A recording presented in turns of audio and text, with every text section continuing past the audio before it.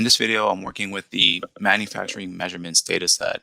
So the assumption here is that we have a machine that is producing some parts, and we have sample data based off of the size of the parts that are being produced. And you can notice based off of this data that they vary in terms of their size. And if we want to get an assessment of a range of these values, we can apply something called the empirical rule. And the empirical rule, I have the description here saying that if we focus on number one, approximately 68% of the observations will fall within one standard deviation of the mean. And then there's some statistical notation shown here saying sample mean, right? This is X bar, which represents the sample mean, minus lowercase s, which is the sample standard deviation. Then we have the same thing, but it's a plus sign. So we're applying the measures of location and the measures of dispersion together to try to figure that out. Now, number two and number three are pretty much the same thing, but we're now trying to get a higher percentage. So approximately 95% of our observations will fall within two standard deviations. Number three, 99.7% of our observations will fall within three standard deviations.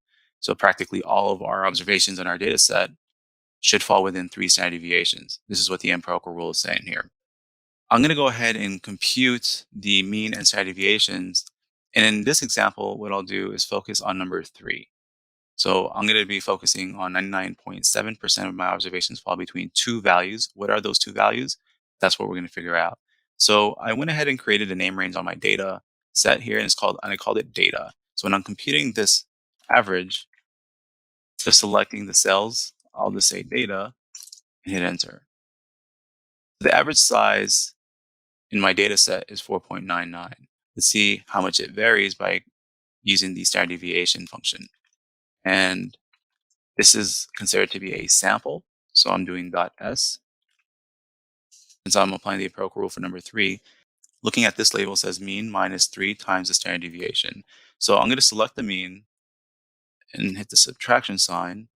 Number three, I'm going to multiply that times the standard deviation. Okay, I'm going to do the same thing. Use the plus sign to get my upper bound.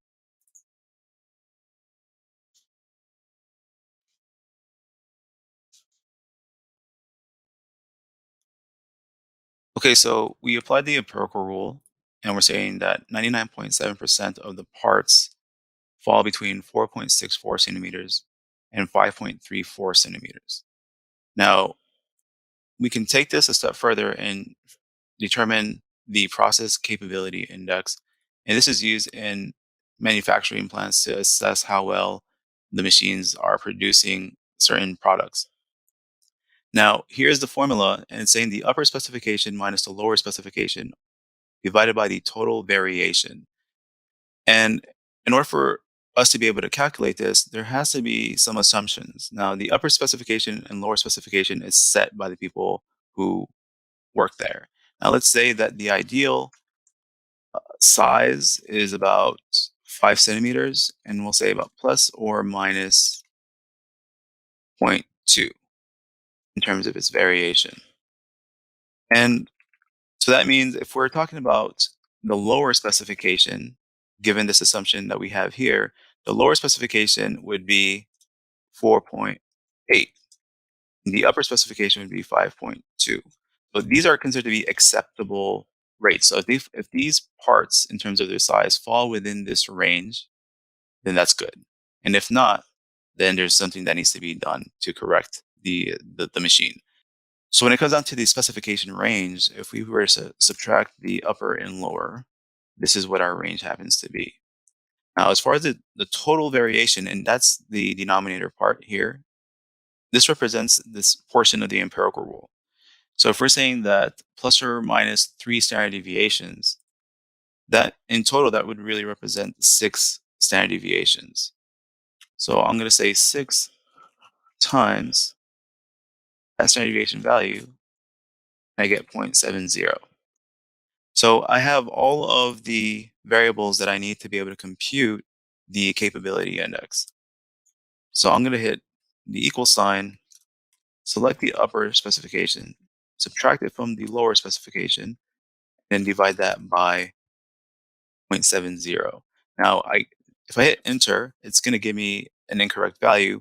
So I need to make sure that I put the parentheses so it can calculate what it needs to calculate first, according to what this formula has here.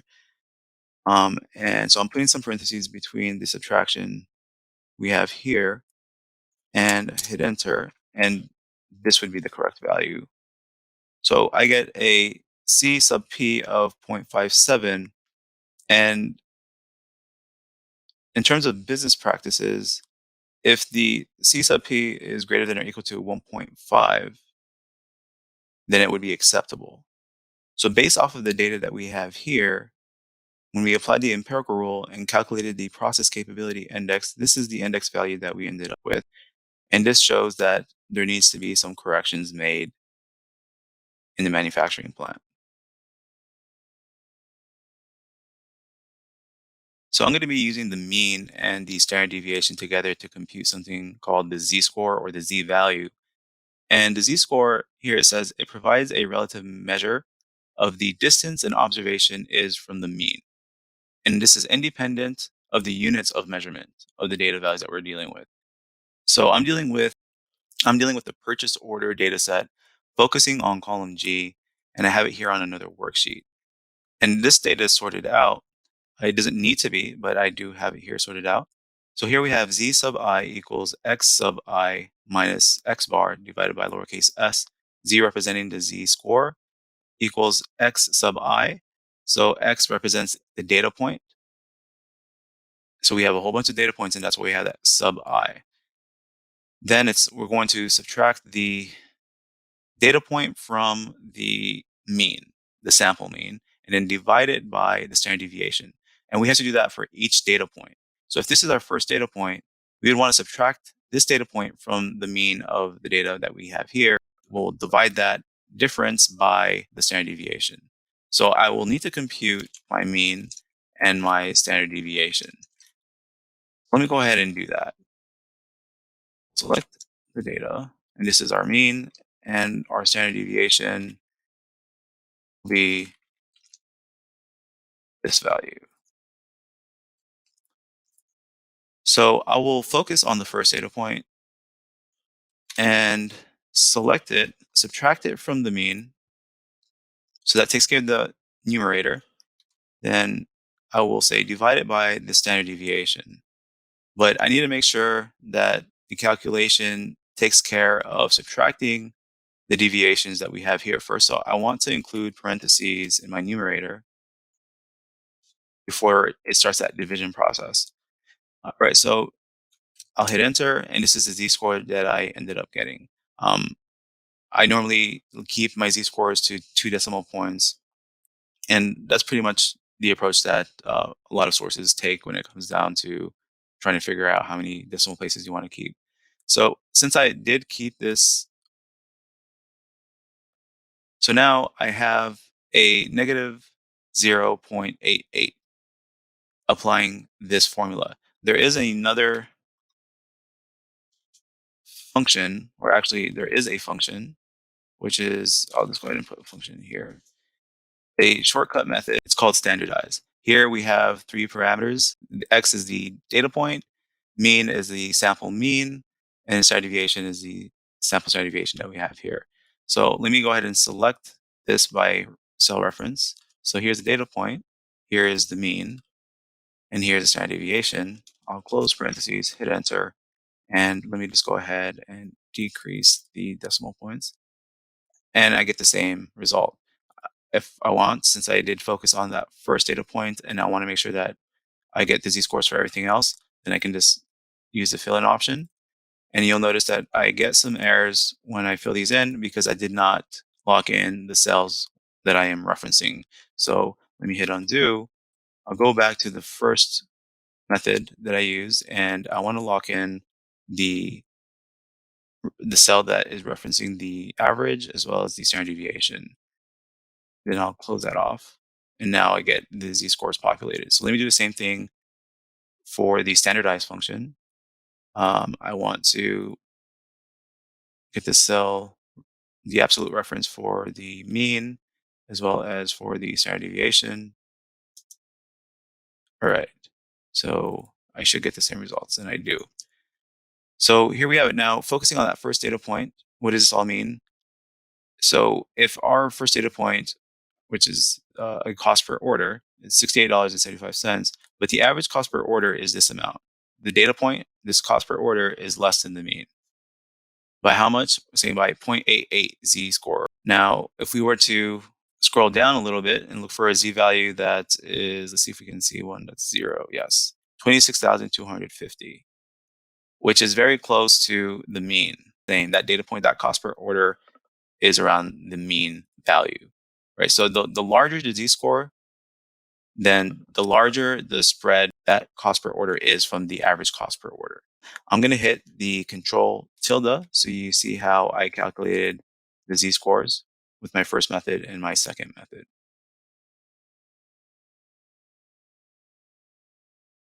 So one other measure of dispersion is called the coefficient of variation. And here it says it provides a relative measure of dispersion in data relative to the mean and is defined as the standard deviation over the mean. So we have both a measure of dispersion and a measure of location working together to calculate what we call the coefficient of variation. And this is used a lot when you're trying to compare a few machines in terms of their production, how they're producing certain weights of certain products, or perhaps different types of stocks and which ones are more volatile than the other. So here's an example of a few companies and their stock prices over a period of time. In order for us to get an idea of which one has more variation than the other, calculate the mean and the standard deviation for each one of these companies. Let me do the average first. And I'm going to drag this all the way to the right. All right. And let me go ahead and calculate the standard deviations. Now, I'm saying that this is a dot S when I'm calling the standard deviation function because we know this is only over a certain period of time. So let me go ahead and select the series for IBM. I'll also format it. And I'm going to bring that over to the right. Right. So we have the mean, we have the standard deviation. Now, if we had two companies and their means were the same, then we would be able to get an idea of which one varied more based off of the standard deviation. But you'll notice that all of the means here are different. So that's where the coefficient variation comes in. I'm going to select the standard deviation and divide it by the mean. The format of the coefficient variation could be in decimals or in percentages. Go ahead and convert that into percentages with 2 decimal points. And then I'll drag that to the right. And here we have the coefficient variation for each of these companies. Now, assessing the values, the higher the percentage, the larger the variability. Although the standard deviation here is larger in comparison to the other companies, with the exception of the index, uh, you would assume that this has more variation, but there's larger numbers in terms of the units that we're dealing with here. So I believe the this company here, INTC, is Intel, and if you look at the coefficient variation, it's 2.66, and that is the largest of them all. So this has more variability. So if we're trying to figure out what stocks to go with, and we want to minimize the risk, then you'll know which ones to avoid just because of how variable it is in terms of the stock prices.